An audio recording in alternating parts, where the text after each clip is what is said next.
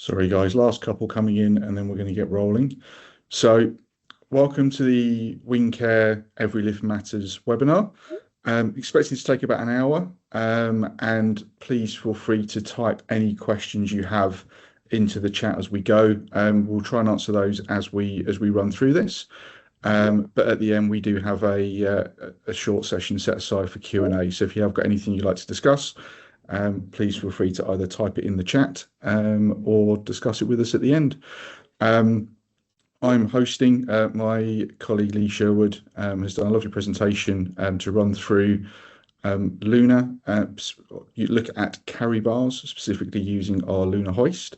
But what we're going to be looking at is carry bars, the length and the shape of those carry bars and what difference that makes to posture support whilst lifting and transferring patients. Okay. So. Welcome to today's webinar, supported by Winncare Every Lift Matters. My name's Lee Sherwood. I'm a freelance manual handling advisor and managing director of Elevate Handling. Why the focus on spreader bars? The same sling on a different spreader bar can have a different outcome. And today we're going to show you what those outcomes look like. Bar geometry can change posture, so the shape and style of spreader bar can change hoisted posture. As we know, posture affects comfort, dignity, and safety. And the spreader bar can be overlooked in assessments. It's often assumed that the one spreader bar that you have is the one that you have to use. Most good modern hoisting solutions these days have a variety of spreader bars, and we really should be looking to bring all of this variety with us when we are carrying out risk assessments or sling assessments for our patients and service users. Now we'll have a quick look at our learning outcomes for today. Firstly, we'll be able to explain how spreader bars affected hoisted posture. Then we'll go on and look at all the different types of spreader bars, certainly for the Luna, and the differences between those bar types and how we would describe them. At the end of the session, you'll be able to apply this evidence to sling selection and spreader bar selection. And then we'll be able to evaluate hoisted positioning in practice.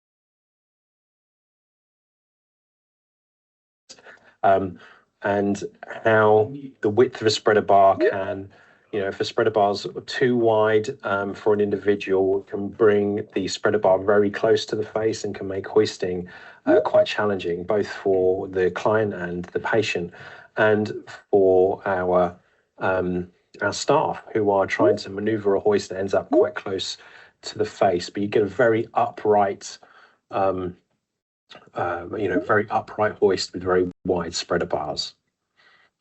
Secondly, there we have bar width and depth alter hip and trunk angles. Now, I find this especially in the previous webinars, we have spoken about how body shading message. Welcome to today's webinar, supported by Winncare Every Lift Matters. My name's Lee Sherwood. I'm a freelance manual handling advisor and managing director of Elevate Handling. Why the focus on spreader bars? The same sling on a different spreader bar can have a different outcome. And today we're going to show you what those outcomes look like. Bar geometry can change posture, so the shape and style of spreader bar can change hoisted posture. As we know, posture affects comfort, dignity, and safety. And the spreader bar can be overlooked in assessments. It's often assumed that the one spreader bar that you have is the one that you have to use. Most good modern hoisting solutions these days have a variety of spreader bars, and we really should be looking to bring all of this variety with us when we are carrying out risk assessments or sling assessments for our patients and service users.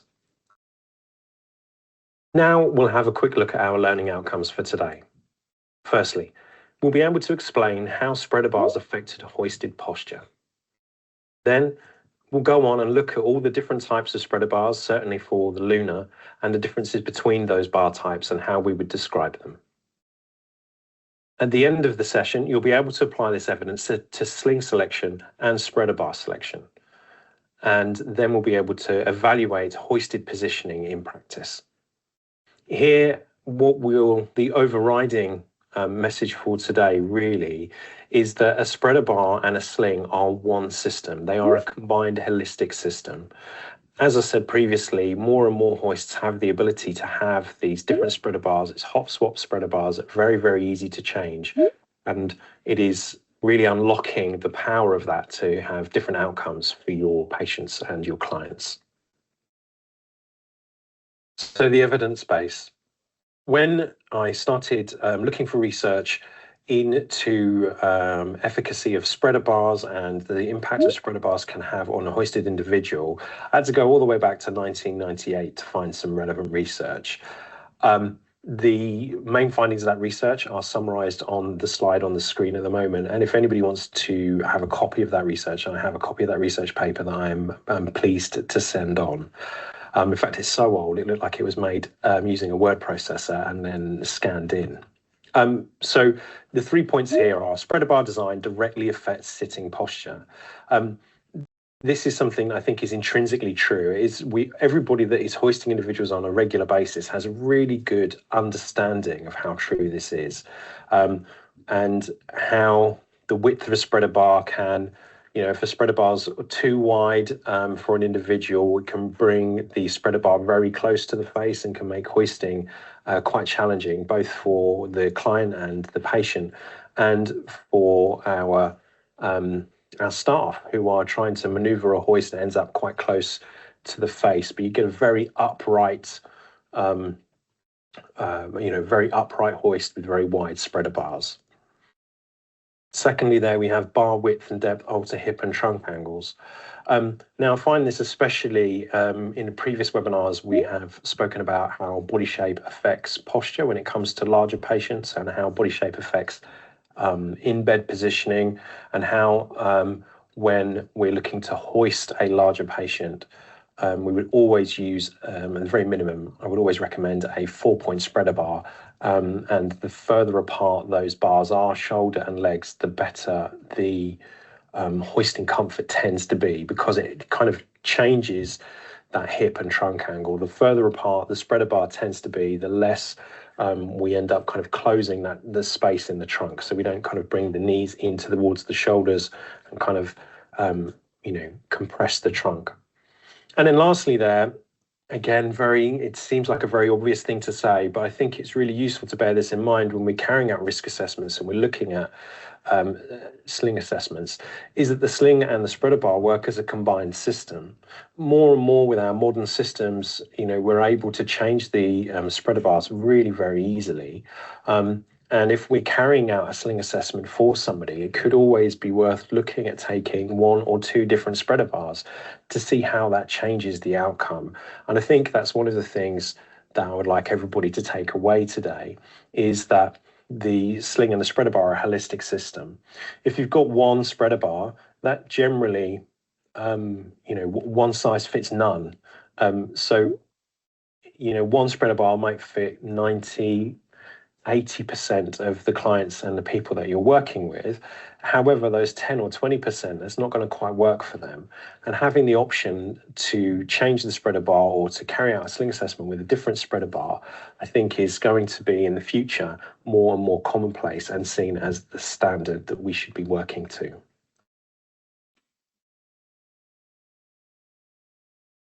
So when we are talking about carrying out the assessment, including the spreader bar in the assessment, the features or the way that we would describe sling bar geometry matters, because then if we're all using the same language, and somebody else is going to be able to pick up a risk assessment and understand why we've made that decision or what the benefits to making that decision are.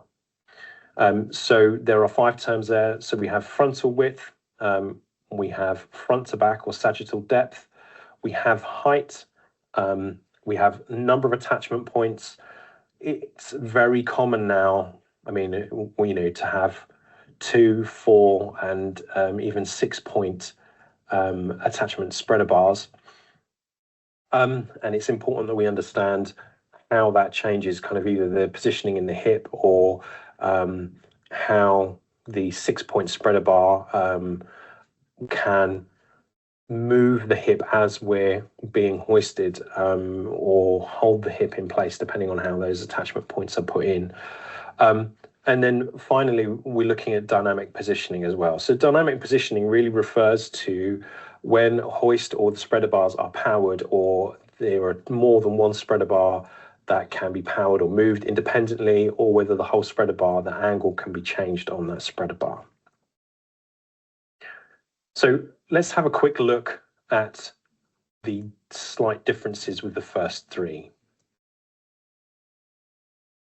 So here we have Winncare's 3-point spreader bar, because, and it's called a 3-point spreader bar because we have the left and the right hand shoulder as a point, and then the leg section at the bottom of the picture there as a single word. There's 2 loops there, or there's 2 connections there, but it's in this single area. So this 3-point bar has a very high sagittal depth. So sagittal depth is the distance between the front and the back of the spreader bar.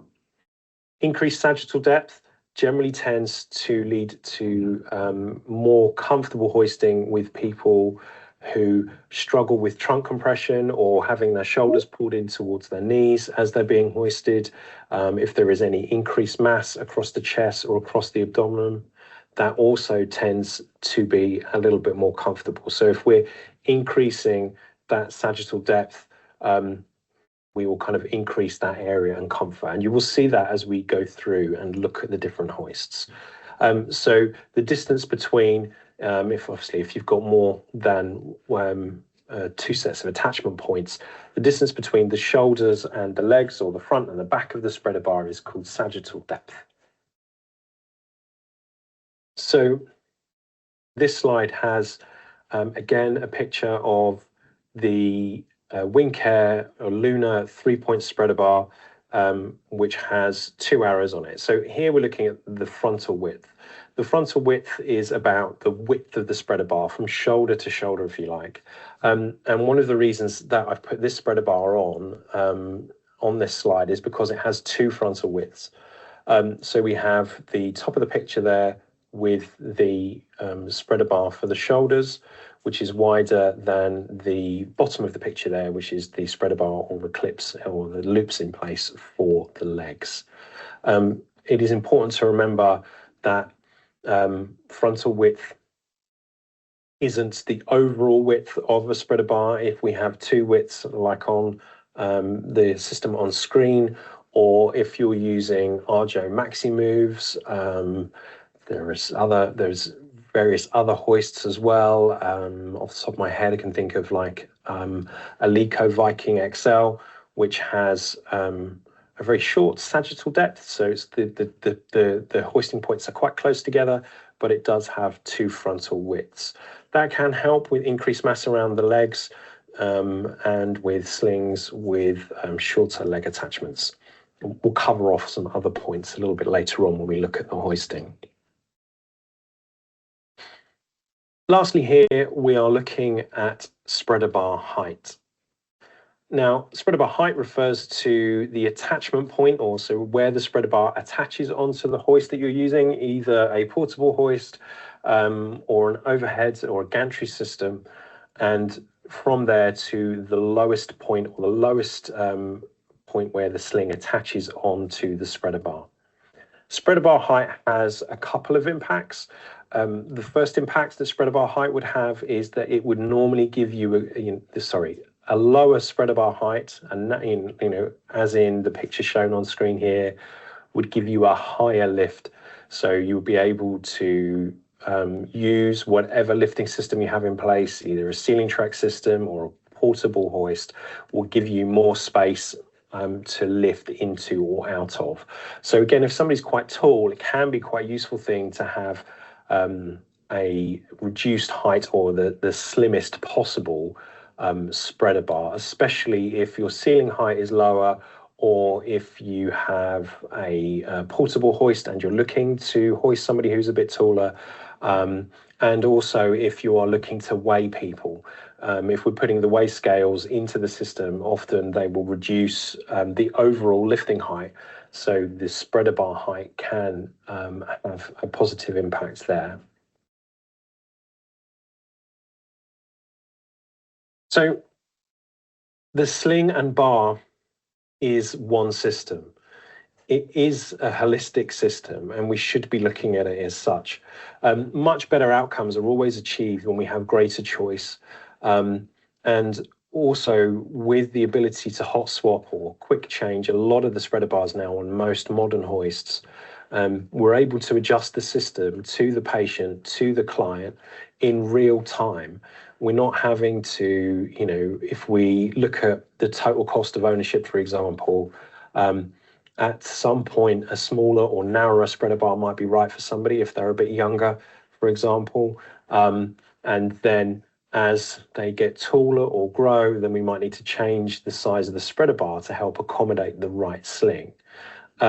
If we're having to constantly change the entire system around or kind of in or out, that can lead to large areas of downtime or large periods of downtime where the service users are without their hoist or without a hoist that is working as well for them as it could.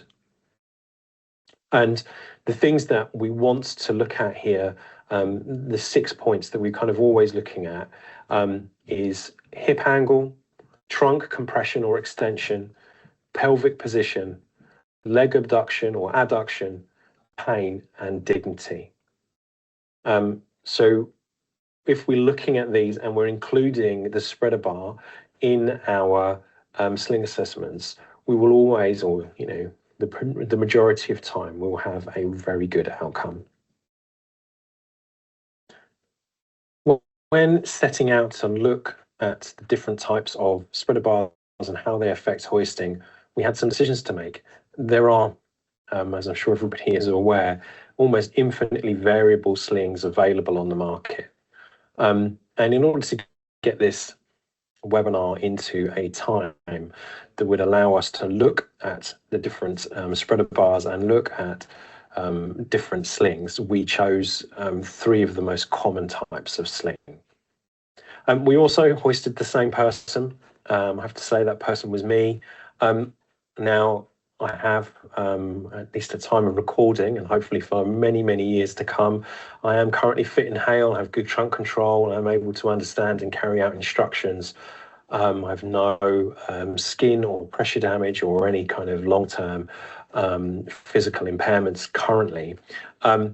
So I am generally holding myself in a good position in the sling, but I am, I have to say, actually, it was really eye-opening.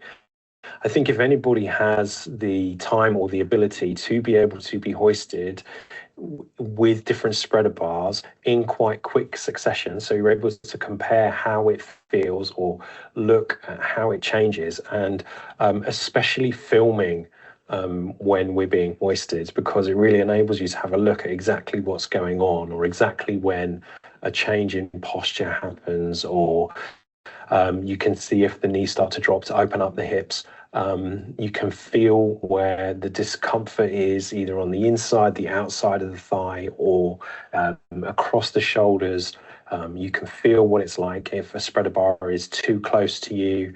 You can feel the change in posture as you're being hoisted. It was really, really interesting. And I think a lot of the things I was aware of, or I would have been able to have a good guess at, but certainly after doing this in the day, it was very insightful.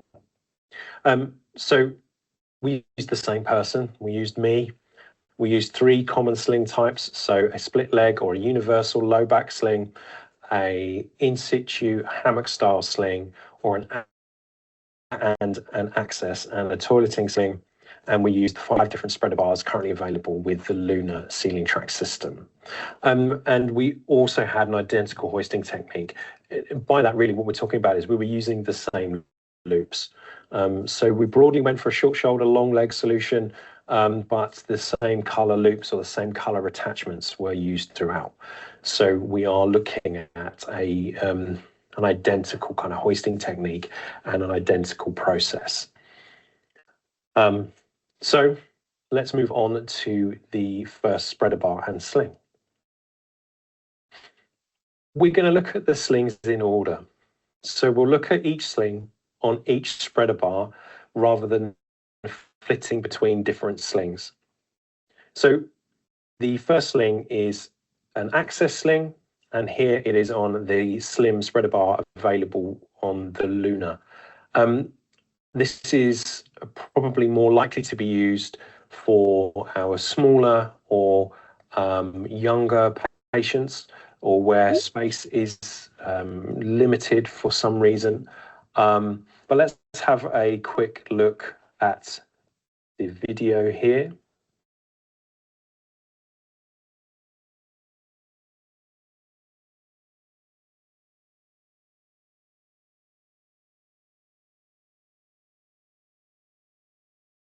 So as you can see, and from my notes there on the slide, it lifts from inside the body.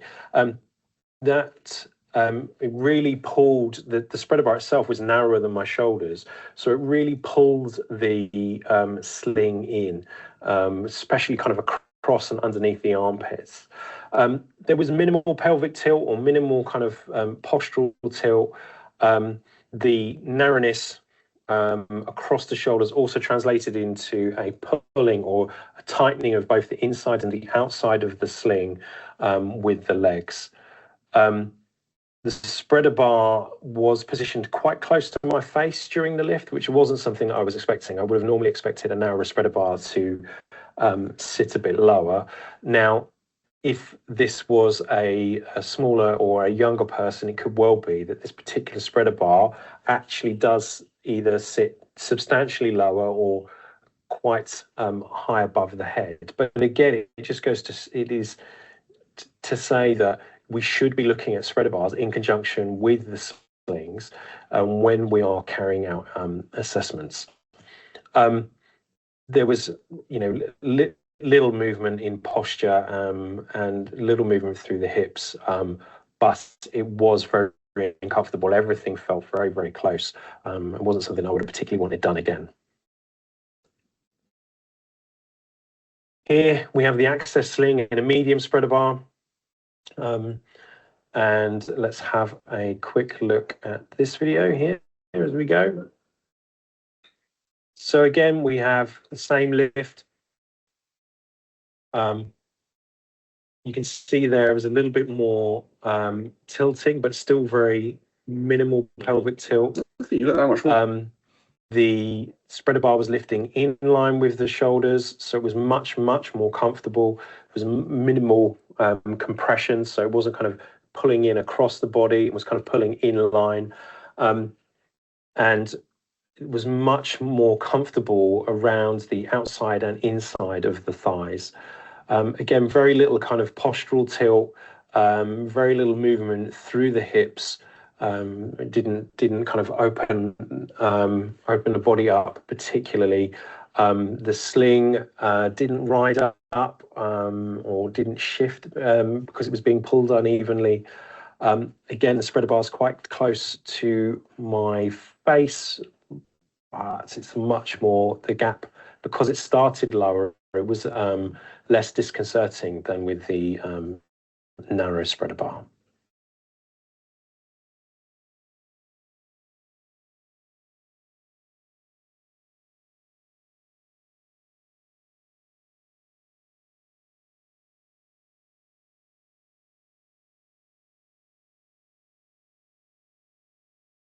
Here we move on to the access sling on the wide spreader bar, and we'll get straight into looking at the video here. The video was a really important part of looking at the differences, actually. It really enabled us to have a look what the body position was like prior to being hoisted and stop whilst we were in the air. But here the spreader bar was significantly wider than my shoulders, so my arms couldn't be on the outside of the sling. There was greater contact of the leg straps across the body. The leg straps were pulled further up because of as the spreader bar gets wider, the leg straps are pulled further up. So instead of lifting from kind of much further down my leg, it was pulling the sling in towards the body. The spreader bar again there was very close to the face. And this is certainly for somebody of my height, in the style of spreader bars, this is something that is caused by the height of the spreader bar. So that they've got a very low height, so that the height difference between the top of the spreader bar, the bottom of the spreader bar, and the attachment point is very, very minimal. This does create a really nice hoist in terms of posture. So the posture generally, the center of gravity, if you get the right sling in, and you'll see the changes as we go through, center of gravity seems to be very, very good. Here, there was almost no movement in terms of posture as I was being hoisted, and very minimal movement through the hips. It just as the sling was being used in between the legs, and was kind of getting pulled up a little bit tighter into the body.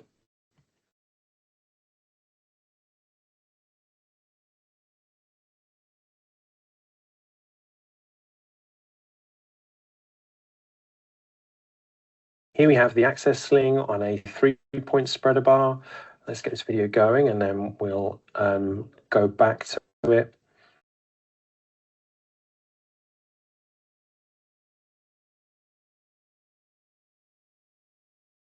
Let's just pull it back a second. They're lovely. So here again, we can see, as with the wide spreader bar, the spreader bar itself is wider, has a greater frontal width than my shoulders. So my arms again are inside the sling. The leg of the sling is held away from the body. And really what we're talking about there is this section here is held away from the body there. There is increased pressure on the inner and the outer thighs. So inside the thigh here, you can kind of see where the fabric is bunching up on my jeans there, and also on the kind of the inside of the thigh, kind of in here as well. The spreader bar was away from my face. I mean, it's a really lovely hoist from that point of view. It's quite open. You don't feel very enclosed. And also there was a change in hoisted posture. So you saw as I was being picked up, the hoist is doing a nice job actually of lifting my legs rather than kind of lifting my body and my legs kind of following. So there is a change in posture there. So if I was being hoisted from a bedside chair into a wheelchair, there would be some challenges around kind of maneuvering the sling or pushing the sling so the hips are nested nicely back into the chair, into good posture. But one of the main things here we see is this real increase in sagittal depth, or the depth from the shoulder part of the spreader bar to the legs. And you can see here that as the legs are as the depth of the spreader bar from here to here is much, much greater, the sling is, instead of being lifted across my body, is actually being lifted up here. So it creates this really big space kind of out in front of me. So depending on your body shape, that can have a real impact on how the hoist feels and how replicable it is, or how often somebody's going to want to be hoisted, especially if this kind of is cutting in across. So you can see here the change in sagittal depth really opening the sling up. Here we have the excess sling on the 4-point spreader bar. This particular spreader bar is the kind of spreader bar of choice at least for larger patients.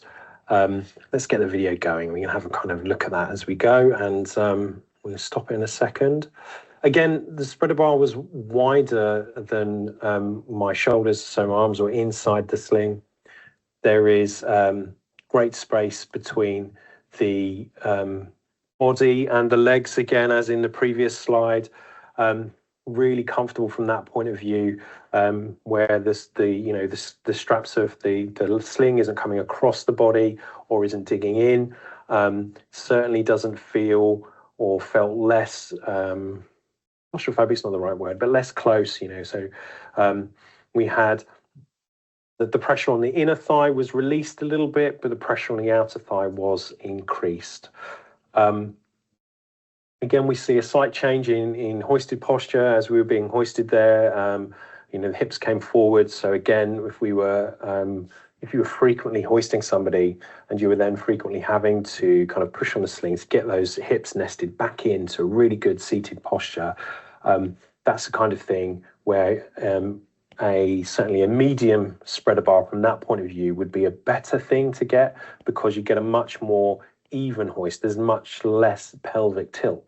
So from that point of view, we might say, actually, yes, the spreader bar on the medium bar is quite close to the face as we're being hoisted. But if we're hoisting somebody frequently, we're actually going to say that that's probably better, because there's less movement needed in terms of pushing the sling back into the chair or the commode, as it would be in this place. I was expecting the 4-point spreader bar to actually be make the aperture of the access sling much wider, but that wasn't the case at all, really. It was just a little bit of increased pressure on the outer thigh, and again, the issue with not having my arms on the outside of the sling. For the right person, it might be absolutely perfect, but it certainly was eye-opening. It was the aperture, the change in aperture size didn't feel like it was hardly anything at all, to be fair. So here we are in our low back split leg sling, again, starting with the slim bar. So there was an increase in discomfort. Again, it's not really a spreader bar, I would have thought, for me, for our smaller or pediatric service users. But you can see here, very close to the face. The spreader bar doesn't kind of clear my head at all, really. It was very tight across the shoulders. It's kind of pulling the shoulders in. We had a minimal tilt, so minimal change in posture. But towards the end, again, because the sagittal depth was so narrow on these types of spreader bars, they tend to lift the body and the legs kind of tend to get left behind. So we do see that increase in pelvic tilt there. Here we have the split leg sling on a medium bar. Again, the spreader bar is quite close to the face, although it does clear my head here, so it does kind of come above my head. There's minimal postural tilt or minimal movement of the hips as I'm being hoisted, although my hips are being opened up there. Again, mainly because the sagittal depth is so narrow that, when we get down to the sling kind of interacts or kind of attaches onto the body, or kind of where it picks the body up, means that it feels like it's sliding back a little bit, so your legs drop out the front of it, and it does kind of open up the pelvis there. We also saw an increase in that trunk compression, so where the shoulders are being kind of pulled in and down. again, I mean, very minimal movement. So if we were looking at hoisting somebody from a seated position into another seat, frequently, it would be probably a really good choice. Here we have the split leg on a wide bar. And I have to say, this was incredibly comfortable. I don't know what I was expecting any of them to be. And obviously, it goes without saying that, this is my feeling and when I'm being hoisted. But the spreader bar was close to my face. Again, it doesn't actually clear my head. So the medium one, the slimmer spreader bar kind of stayed in line with my forehead. The medium one came up a little bit, and then the wider one came down a little bit. It's quite interesting. The width here meant that there was minimal adduction, or we weren't pulling the legs in. There was minimal distortion to the trunk. I was able to kind of keep myself upright, so my posture was maintained as well, and there was minimal tilting, and my legs were kind of lifted broadly in line. Worked really, really well. Prior to starting this, I was expecting the medium bar to be the best out of the three for me personally here, but actually for this one, for a straight up and down lift, if I was to rate it for comfort, out of the three width bars, this was the best. And here we are with the split leg on the 3-point spreader bar. We'll get the video going here. And I should say here that, we wanted to use the same loop attachments on all of the slings as we were going through all of the spreader bars so that we could see the change. This makes quite a big change here in terms of flexion at the hips. There's quite a large flexion of the hips as I hit the kind of apex of the hoist there. My feet are only just off of the floor.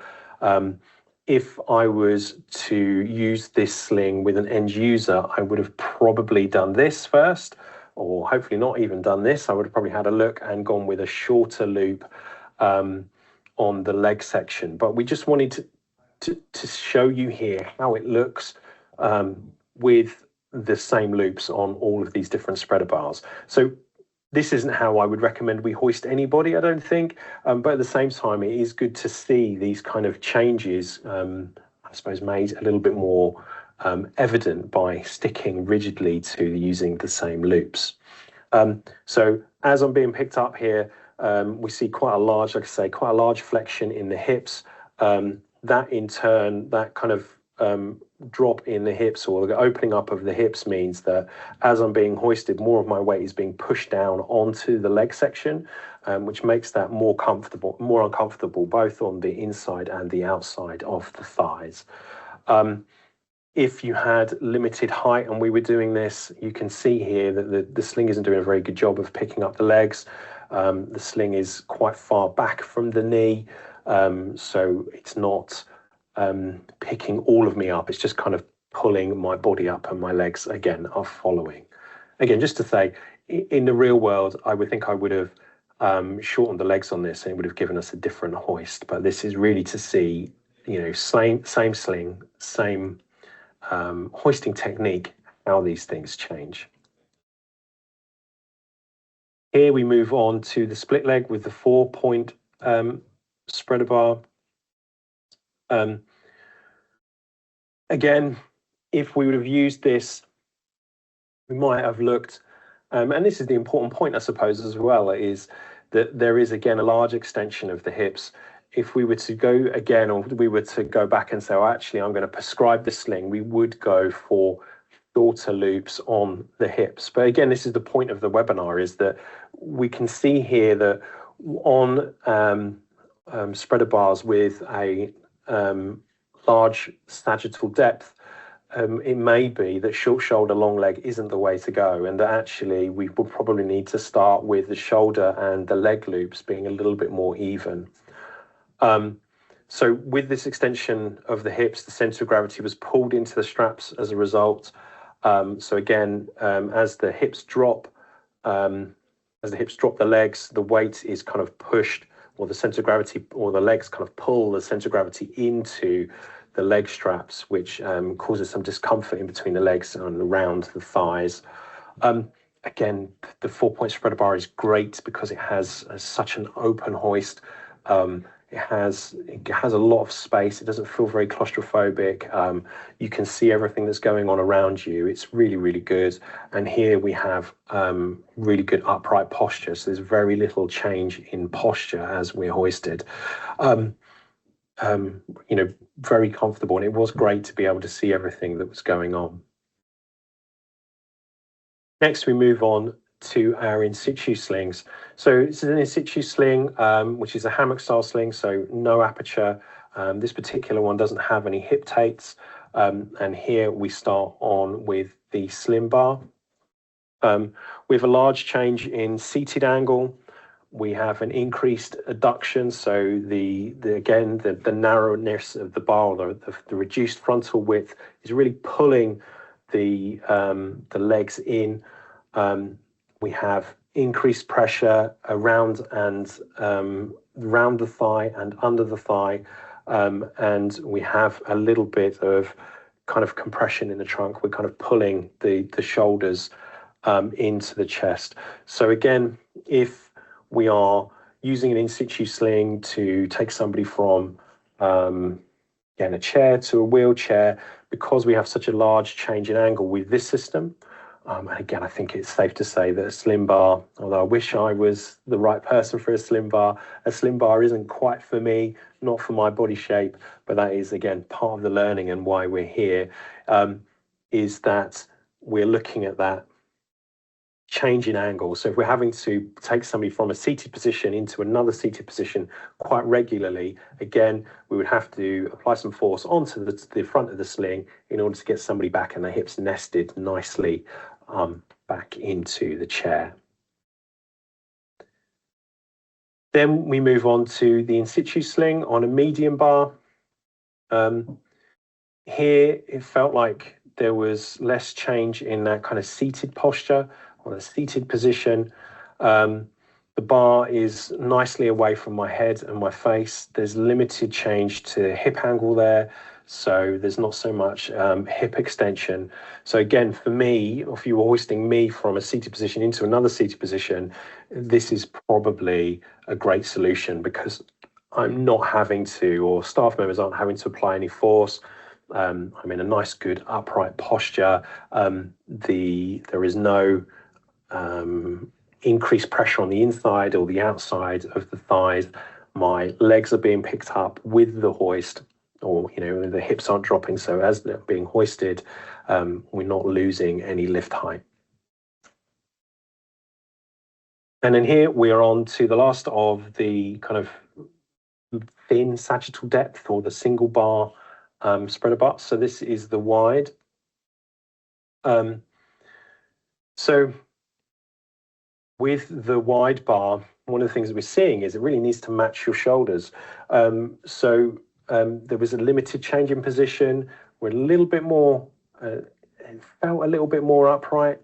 The sling is open across the body, so we don't have, we're not pulling the leg straps against the body, but there was some abduction. So we were pulling the legs a little bit in, a little bit more than the medium, probably because of the distance the fabric has to go, or the leg tapes have to go back onto the spreader bar.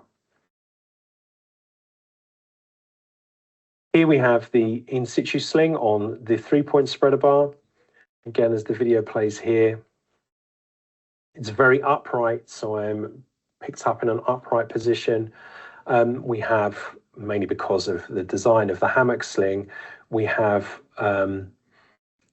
some hip extension, certainly more than the flat or 2-point spreader bars that we would see. If you were to compare this to the split leg on the 3-point, it's a very, very different hoist, and we're using the same loops. So it is a different hoist. My legs are being picked up a little bit more. Again, because we're quite narrow at the front, our frontal width is quite narrow, and the size of my legs means that we are getting some abduction. So we're kind of being pulled in with that increased pressure on the outside of the thighs and kind of underneath the kind of into the knee as well there. And lastly here, we on to the in situ sling on the 4-point spreader bar. And as we play this as we go,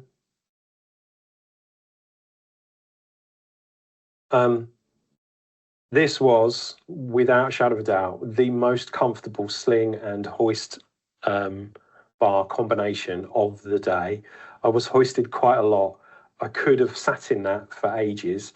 Again, if I was to do it again, I might look at maybe bringing the legs up a little bit in terms of changing the loop position for the legs, but there was minimal pelvic tilt. There was really minimal change in posture. It looks like it's such a big spreader bar. It looks like it's going to eat into your lifting space so that you're not going to get as high a lift as you need. But because there's minimal pelvic tilt, we're not having that larger extension of the hips. You are actually being picked up in quite an upright position. So there's minimal change in posture. It's very, very open. The hoist is away from my face. I'm not really feeling a huge amount of pressure underneath the thighs. Again, because it's a hammock sling, that pressure isn't just underneath the thighs because there isn't an aperture. That pressure is spread across all of my body, really, kind of from my thighs right through to my shoulder. And the increased sagittal depth means that the leg straps aren't being pulled across the body. So again, it's not being pulled across the body. It's not kind of touching or impacting the body across there. Really very comfortable. And I would have thought very repeatable. Again, if we're having service users that we're hoisting frequently, then this might be an option that we can look at for them. But because, again, it does look like a very big spreader bar in terms of its height. So the height of the spreader bar from where it's attached onto the hoist to where the loops, where the sling is attached onto the loops, is actually kind of compensated for by the type of lift that it gives you. The lift that it gives you is such that it's bringing the legs with the body, so we don't have such large extension of the hips. As we've seen in the previous slides, there can be quite a lot of change when we're looking at different spreader bars and different sling combinations. So we've brought together these 5 things to think about and what to look for when we're doing a combined risk assessment. A change in pelvic tilt. As you've seen, the change in pelvic tilt can have quite a lot of variance on comfort and also the amount of height needed to, or the lift height that you have available to carry out a task. Trunk compression, where the shoulders are coming forward into the knees, can make things very, very uncomfortable. And if the trunk is compressed, typically what will happen is you'll have to reposition the sling after somebody has been hoisted. So if we're putting somebody into a seated position, in order to get those hips nested, we're probably having to apply some pressure on the sling in order to kind of compensate for that kind of compression. Next, we're looking at spreader bar position. Where is the spreader bar in relation to the patient? Are there any associated risks in terms of patient's discomfort, patient being able to see, reach, grab, or possibly injury to our patient as well? Then we're looking at changing adduction or abduction of the legs or the thighs. Is the legs being pulled too far apart? Or is the adduction, the pulling of the legs together, causing any discomfort or pain or any skin damage because the frontal width isn't enough to accommodate the size of somebody's legs? And then finally there, we're looking at feedback on comfort. Hoisting is something that we do so often. It is always really important to get the service user, your service user, or your patient's feedback on how they feel. It's not that we can make hoisting a very comfortable experience for everybody, but we can and should make it better for most people. When are we going to look for it? When are we going to look if we want to or need to change the spreader bar? So here we have 3 reasons to look for it. The first thing is if the user appears to be slumped or too reclined. as you have seen in the previous slides, we can change the spreader bar with the same sling, and we can have a real impact on whether somebody's slumped in the sling, we have that trunk compression, or whether somebody's too far back and we're having to push or tilt the sling in order to get them their hips nested again in a good and upright position. Discomfort reported. Where is the discomfort? Is it underneath? Is it on the outside? Is it on the inside of the legs? Is there anything that can be done about that? Again, as you've seen, looking through the previous slides, some of the spreader bars have an increase to discomfort on the outside of the thigh, some a little bit more on the inside of the thigh. So that can have, all of those things can have an impact on the spreader bar selection. And then body shape or task has changed. So if the body shape has changed, we may need to look at a different sling that has much more, or a different sling and spreader bar combined, which has a much more opened positioning, or that the task has changed as such that we need to then, if we're changing what we're doing, we may lead to a change in sling. So we should also probably look at seeing if the spreader bar is relevant as well. In summary, the spreader bar and sling is one system. Access to quick swap spreader bar is essential. Check for changes in the trunk, hips, and the position of the feet when we're hoisting. If possible, being hoisted is invaluable. I have found being hoisted, as I said at the beginning of the presentation, being hoisted like this in a day invaluable. And lastly there, changing the bar can alter the sling and how the sling interacts with your service user.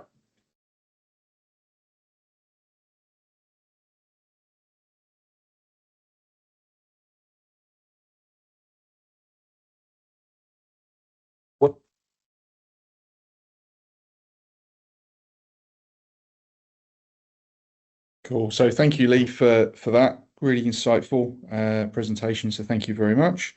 One thing just to pick up from the chat for me, before we go to full Q&A, a few questions about carry bars and what kind of hoisting systems they were designed to work with.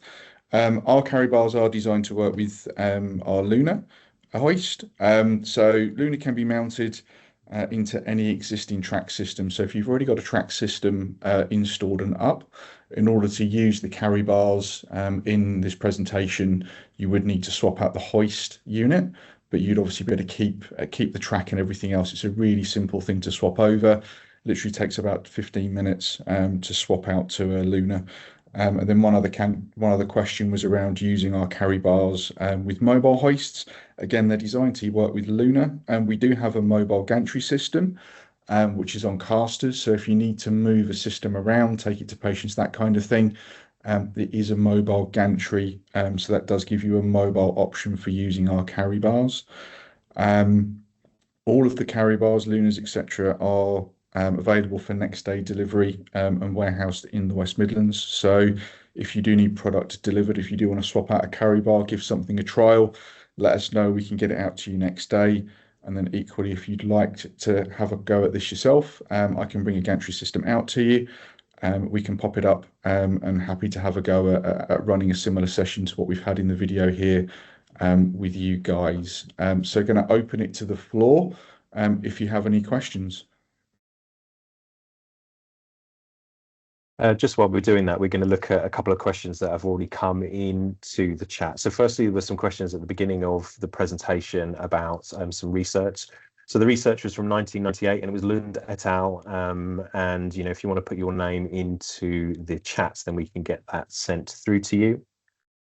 Lee has covered off the questions regards with the spreader bar and the Luna. And we also had a question about how safe I felt with my arms inside an access sling when it was really designed to be used with the arms outside the sling.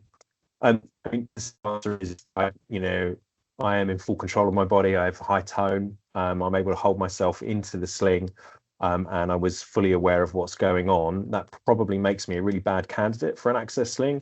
It's probably not the sort of person it would use for it. 100%, the slings, the access slings are designed to go underneath the arm. But here, if my arm was outside of it, I would have, my arms just wouldn't, I couldn't get them into the right place. So it's really to show you how the spreader bar changes or how the spreader bar affects you when you're hoisted. So that, I think, covers off the questions that we have had at the moment. I think a couple of others that were answered in the chat as well. I don't know if anybody else has any other questions or anything else that they would like to go over. Lee, Pete Morley has put a question into the chat about, are there any weight limits on any of the spreader bars? That's probably one that you're better positioned to answer than myself. Yeah, so all of the spreader bars for Luna are rated to 275 kilos. We do have a 400 kilo option, which is a dual pod.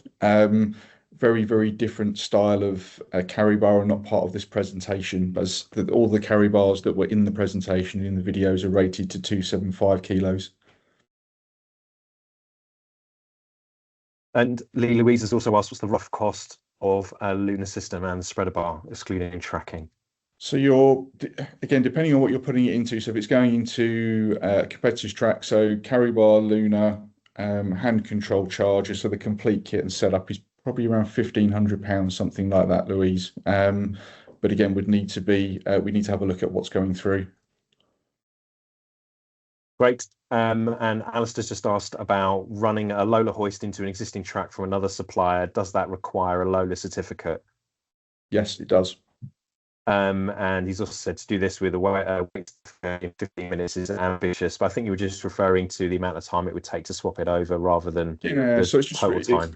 So swapping out the pod. So if in order to swap it out, you take one of the end stops out, you slide out the existing pod, you put the cart in and put a new one up, and put the Luna up, and I think that's 15 minutes is achievable. I've certainly done it within 15 minutes. Depends upon the system and how it's laid out. If you've got track that runs complete from wall to wall, it's obviously going to take longer to take the system out. But usually there's a gap at the end of the track you can drop everything out of. Drop the existing hoist out of and put the Luna back up in. So certainly possible. The main challenge timing wise with Lola is just taking the weights into the building and attaching them to the hoist, which will obviously take a little bit more time. Yeah, no, that makes complete sense. It looks like that is the end of the questions, unless anybody else has any other questions. Just give people a minute to type. Doesn't look like we're getting any others through. Well, I suppose in that case, Lee, I think that is for us to say thank you very much for attending, and we hope that you found the information useful and insightful. I think that a link to the webinar will be sent out to you, after, probably in the next couple of weeks, as the thing is recorded, so that you can watch it again or maybe even share it with your colleagues. Cool. All I can say is thank you very much, Lee. Thank you very much, everyone, for joining us. As ever, as I said, if you need anything, you know where to find us. Thank you. Great. Thanks.